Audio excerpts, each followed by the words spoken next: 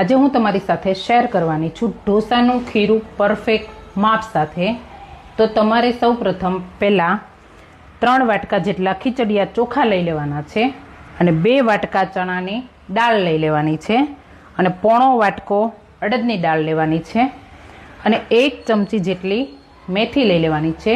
જો મેથી એડ કરશો તો તમારા ઢોસા એકદમ ક્રિસ્પી બનશે અને આ બધું એક સાથે તમારે એમાં મિક્સ કરી દેવાનું છે। એક તપેલીમાં સારી રીતે મિક્સ થઈ જાય પછી તમારે 3 પાણીથી એને વોશ કરી લેવાનું છે। વોશ કરીને 6 કલાક સુધી તેને પલાળવા મૂકી દેવાનું છે। આ બધું પલળી જાય પછી તમારે થોડી છાશ અને મીઠું એડ કરીને એકદમ બેટર સ્મૂથ બનાવી લેવાનું છે। જો કરકરું રહેશે તો ઢોસાનું પેપર ક્રિસ્પી નહીં થાય।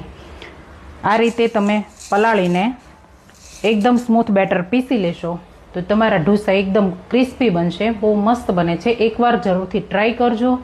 મારો વિડીયો સારો લાગ્યો હોય તો લાઈક કરો, શેર કરો અને કોમેન્ટ કરવાનું ભૂલતા નહીં। અને આના પેપર તમારે જોવા હોય તો નેક્સ્ટ વિડીયોમાં હું બતાવીશ।